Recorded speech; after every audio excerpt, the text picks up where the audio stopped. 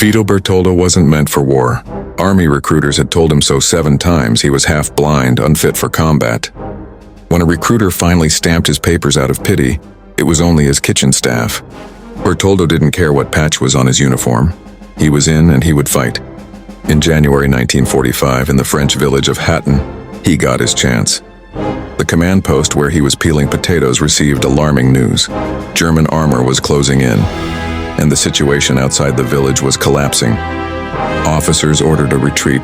Bertoldo begged to stay behind alone. He wanted to cover their escape. Better to return home in a box than return having never fought. He dragged a .30 caliber machine gun to the entrance of the building. Moments later, 2 German armored battalions rolled into the village. They expected fleeing Americans, not one half-blind cook. Pearl Harbor was still burning when Vito Rocco Bertoldo marched into the Decatur, Illinois recruiting station. December 8, 1941, America was at war, and every able-bodied man in town was lining up to fight. The coal dust was still under his fingernails from that morning's shift in the mines. The army doctor held up the eye chart. Bertoldo squinted through thick glasses, leaning forward, straining to make out even the largest letters. The doctor didn't need to see more. "Son," he said, "I'm sorry. You're 4F, unfit for military service." The words hit harder than any punch. Around him, friends and neighbors were getting approved, shaking hands, ready to ship out. The son of Italian immigrants, born December 1, 1916, Bertoldo had grown up believing in the American dream. Now, when America needed him most, he was told he wasn't good enough to fight for it. Bertoldo argued there had to be a mistake. His accent carried traces of his parents' Calabrian dialect. "I can work. I've been hauling coal since 16. I drive trucks to test my strength." But the answer was final.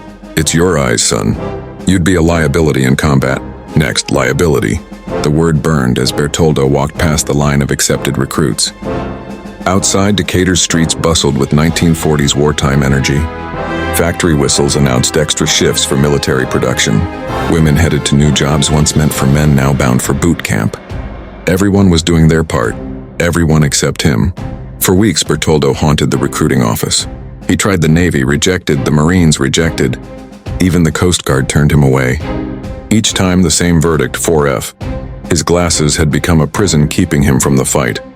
His fellow miners called him Lucky Rocky, lucky to have a free pass while they shipped overseas. But they didn't get it. Bertoldo didn't want safety, he craved purpose. His parents had fled poverty in Italy for opportunity in America. This was his chance to repay that debt. By spring 1942, Bertoldo had memorized the eye chart. Not well enough to pass legitimately, but enough to get creative. When recruiters in Decatur started recognizing him, he took buses to Springfield, then Champaign, then Chicago. Each time he got further before failing the eye test. Army quotas were rising. Casualties from the Pacific were mounting. On his 8th attempt, Bertoldo found a recruiting sergeant behind on his monthly numbers. Reviewing Bertoldo's file, the man said, "I can get you in, but only for limited service. Stateside only. Kitchen duty." Bertoldo didn't hesitate to sign in. He'd spent 6 months fighting for the privilege of peeling potatoes for soldiers who could actually fight. It wasn't glamorous, but Private Vito Bertoldo was finally in uniform. The man rejected 7 times, now a proud member of the U.S. Army. At Fort Leonard Wood, Missouri, they put him through basic training alongside men who'd soon storm beaches and jump from planes. Bertoldo struggled with marksmanship, his thick glasses fogged in the humidity. Yet he refused to quit, taking every watch and extra duty he could. When others complained about kitchen work, Bertoldo volunteered for extra shifts. When they needed someone to stand guard in freezing rain, he took double watches. "I wanted to do more than just stand guard or do the cooking," he later admitted. But for now, this was his war. All Bertoldo knew as 1942 turned into 1943 was that he'd rather perish trying to serve than live knowing he hadn't. By late 1943, the war had become a numbers game. America was losing men faster than it could replace them. Standards that once seemed strict began to bend. The Army granted Bertoldo special permission to retrain as an infantryman and deploy to Europe, not as full combat soldier, but as something in between. He was assigned to Company A, 1st Battalion, 242nd Infantry Regiment, 42nd Infantry Division, the famous Rainbow Division. Officially, he was still on kitchen duty but could fight as needed. The 42nd Division had been legendary in World War I, then deactivated. Rebuilt hastily, it was now a patchwork of new recruits, support troops, and officers trying to turn green men into a fighting force. Captain William Corson commanded Company A. Amid all the problems with his inexperienced troops, one man frustrated him most: the messman, Vito Bertoldo. Bertoldo wasn't drinking or going AWOL, but he was loud, opinionated, and constantly at odds with the company's mess sergeant. After 2 years of rejections and appeals, Bertoldo was finally in an infantry division headed for combat, yet somehow still causing trouble in the one place he belonged: the kitchen. By late 1944, Private First Class Bertoldo arrived in France with the 42nd Division. The timing couldn't have been worse or, from Bertoldo's view, better. In December 1944, soon after the division landed, the Germans launched Operation Nordwind, known as the Other Battle of the Bulge. Hitler aimed to punch through Alsace, destroy the U.S. 7th Army, and seize Strasbourg. The unprepared 42nd Infantry Division was rushed to the front to stop this desperate German assault. Bertoldo's regiment, the 242nd Infantry, moved into action around the villages of Hatten and Rittershoffen in early January 1945, small towns directly in the path of the German advance. On January 5, 1945, powerful German forces struck. The 25th Panzer Grenadier Division and 21st Panzer Division, hardened on the Eastern Front, brought Tiger tanks and 80mm guns. The Americans, many fighting for the first time, were pushed to their limits in the bitter cold. Lacking armor or heavy artillery, the 42nd Division improvised. Companies and battalions were shuffled like puzzle pieces. Captain Corson later said it was like firefighters plugging gaps. By January 8th, Bertoldo's battalion was defending Hatten under extreme pressure. Company A took positions in concrete pillboxes outside town. German forces were infiltrating, preparing for an assault that would turn Hatten into a slaughterhouse. Shell-shocked soldiers stumbled back from the lines, telling stories of tigers crushing foxholes and men disappearing. Then new orders came down. 3 soldiers from each company were needed to guard the battalion command post in Hatten. Not quite punishment, but not a reward either. Corson saw it as a chance to rid himself of his kitchen problem, and assigned Bertoldo to the task. Guarding the command post while others prepared for combat was nobody's idea of glory, but Corson believed it would teach Bertoldo a lesson. The men of Company A dug in around old Maginot Line fortifications, concrete relics from 1940, now reused for another desperate defense. Bertoldo gathered his gear without complaint. After fighting 2 years just to see combat, he was being sent away from his unit right before battle. Untold, as soldiers called it, volunteered by someone else. The other cooks likely smirked. The troublemaker was gone. The walk from Company A's lines to the battalion CP took less than an hour, but felt like crossing into another world. Outside, frozen fields and pillboxes. Inside Hatten, narrow streets wound between ancient stone homes, structures that had survived one world war and faced another. The 1st Battalion CP sat near the village center. Maps covered tables. Radios buzzed with static. Officers marked German positions on acetate-covered boards. This was the nerve center of the defense, and it needed protection. 9 men were assigned. Bertoldo took the main post. As darkness fell on January 8th, Bertoldo took his position at the CP entrance. Through his fogged glasses, he saw muzzle flashes far off in the distance. The temperature dropped below freezing. He took a deep breath. This was the night he'd waited for since 1941. By 11 p.m., the sound of engines echoed through Hatton's stone streets. Not American ones. These were German Panzers, their heavy motors growling, treads grinding. Their crews were confident, veterans of countless battles. They moved like predators through the sleeping village. At Company A's pillboxes, all hell broke loose. German infantry infiltrated the positions under cover of darkness. Captain Corson described chaos. Men firing at shadows, grenades exploding in tunnels, and screams echoing off concrete walls. His unit was being overrun. Corson himself was wounded and captured along with dozens of his men. Those pillboxes had become death traps, surrounded and destroyed by German assault teams. Bertoldo, however, had no idea his company was gone. He stayed at his post guarding the command center alone. In the early hours of January 9th, German artillery opened up. Explosions rocked the village, collapsing walls and turning homes into rubble. The battalion staff faced a dire choice: Stay and risk capture or evacuate while they still could. They prepared to abandon the post. Maps were burned, radios smashed. The heart of the defense was about to flee. Bertoldo could have gone with them, obeying orders and living to fight another day, but he saw the chaos as opportunity, a chance to finally prove himself. He volunteered to stay behind. One man, one gun against an entire German assault. The officers thought he was mad, but they didn't stop him. Maybe they were desperate. Maybe they saw something in his eyes. As the staff slipped into the night, Bertoldo dragged a .30 caliber machine gun to the doorway. German tanks were already entering Hatten, their treads grinding through snow and rubble. Behind them came the infantry, hundreds of Panzer grenadiers hardened by years of war. They didn't expect any resistance from a post clearly being abandoned. They certainly didn't expect him. At 4:30 a.m., January 9th, the last Americans vanished into the darkness, leaving Vito Bertoldo alone. The growl of engines drew closer. Commanders shouted orders in German. Metal clanked. Bertoldo aimed his gun toward the main street and waited. The air felt frozen in time. The first Tiger tank rumbled past at 5 a.m., its 88mm gun sweeping for targets. Bertoldo held his breath, hidden in shadow. Let it pass, he thought. Then came the infantry, 40 Panzer grenadiers moving confidently. At 5:15, Bertoldo made his move and opened fire. The .30 caliber roared at 600 rounds per minute. The first burst tore through a squad in the open before they could react. He swept left, then right. German soldiers dove for cover behind rubble. In seconds, a dozen men were down, and every enemy in Hatten knew his position. Return fire erupted from all directions. Rifle rounds cracked past his head. An MG-42 screamed from a nearby alley, and a Panzer Faust turret swung toward him. Bertoldo had 3 seconds before its 75mm gun fired. He dove back through the doorway as the shell obliterated the street. The blast blew chunks of stone through the entrance, but Bertoldo didn't stop. He hauled the gun to a shattered window and kept firing.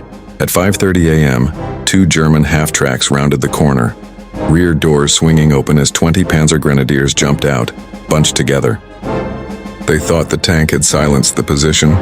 Bertoldo leaned out the window and unleashed another burst. The squad vanished in a storm of bullets. The Germans pulled back, radioing for artillery. They assumed they faced at least a full squad. Bertoldo encouraged the illusion. He dragged his gun between windows, fired in bursts, varied the rhythm to sound like multiple weapons. At 11 a.m., an 88mm shell found its mark, punching through the wall and detonating inside. The explosion hurled Bertoldo across the room into the far wall. His ears rang, dust filled his lungs. The gun lay twisted on the floor. He used his belt to strap it to a table, steadied the barrel through the blown-out window, and resumed firing. For 12 hours straight, he fought alone against an enemy that couldn't believe what it faced. When the barrel overheated, he urinated on it to cool it. The canteen water was too precious. When Germans tried to flank, he shifted positions. When ammo ran low, he switched to single shots, each one deliberate. As night fell, the field phone crackled with new orders. Evacuate to the alternate command post down the street. Bertoldo refused. He volunteered again to stay behind and cover their movement. Alone, all night, he kept the illusion of a defended position, firing occasional bursts into the dark until dawn returned to shattered Hatten. In the pre-dawn hours of January 10th, Bertoldo finally moved to the alternate CP. When officers saw him arrive, they asked, "Where's the rest of your team?" He simply replied, "No one. Just me." Silence filled the room. They'd assumed a squad had held out, not a single man. At 6 a.m., the Germans launched their heaviest assault yet. A Panzer IV led the charge, supported by a self-propelled 88 and 15 Panzer Grenadiers. Bertoldo chose the building next door to the CP for a better firing angle. A few defenders joined him, but chaos ruled the fight. The Germans advanced under cover of artillery. The ground trembled with each blast. Windows shattered, roofs collapsed. When the tanks opened fire, entire houses disappeared. Bertoldo braced behind a broken wall, his machine gun resting on a pile of bricks still warm from shell fire. He waited until the infantry appeared through the smoke, then unleashed a controlled burst. The lead squad scattered, some diving into doorways, others falling where they stood. A Tiger tank rotated its turret toward him. He ducked as an 88mm round obliterated the floor above. Dust and smoke filled his lungs. He coughed, blinked, and fired again through the haze. His bullets cut through German troops trying to flank the command post. A nearby soldier screamed for a medic. Bertoldo ignored the pain in his shoulder where shrapnel had torn his jacket. When the Tiger tank fired again, the concussion blew him backward. He crawled to another window and repositioned his weapon. The surviving defenders, inspired by his defiance, held their ground. "That cook won't quit," one sergeant muttered as they fired alongside him. By midday, the Germans had surrounded the building. A squad with flamethrowers approached, their tanks gleaming in the weak light. Bertoldo aimed carefully and hit the first man's fuel tank. The explosion consumed 3 soldiers and forced the rest to retreat in panic. Then came silence, the lull before another storm. Bertoldo slumped against the wall, exhausted, his face black with soot. He'd been fighting almost 2 days without sleep. His ammunition was nearly gone. Yet when the next German wave appeared, he reached for another belt. This time the assault came from 3 sides. Tanks fired point blank, shaking the walls. Bertoldo fired back, methodical, relentless. He knew he couldn't stop them all, but he could delay them. Every second he held cost the enemy blood and time. That was victory enough. At 3 p.m. the building began to collapse. Bertoldo grabbed the machine gun, slung it over his shoulder, and staggered to the next house. German bullets chased him through the open street, striking walls inches away. He dove through a shattered doorway and set up again. The fight raged until nightfall. His last ammunition belt fed through the gun as German troops tried to storm the CP. Each time they advanced, they were cut down. When the gun finally clicked empty, he switched to his rifle and kept shooting. Not one enemy passed his position. When American reinforcements finally reached Hatten, they found him still at the gun, eyes bloodshot, uniform torn, surrounded by empty shells. The village was rubble. German bodies littered the streets. Bertoldo had single-handedly delayed an entire division for 2 days. The survivors of the 242nd Infantry could hardly believe it. The command post still stood barely, and the cook they dismissed as trouble had become a legend. Bertoldo had faced tanks, artillery, and infantry alone and survived. Word of his stand spread quickly through the ranks. Officers pieced together the aftermath. Over 2 days, he'd repelled multiple assaults, destroyed or disabled several vehicles, and inflicted dozens of enemy casualties. His defense bought the 42nd Division critical time to regroup and hold the line against overwhelming odds. Captain Corson, who'd once tried to have him discharged, was astonished. "He did more alone than some companies did together," he later said. Bertoldo never bragged.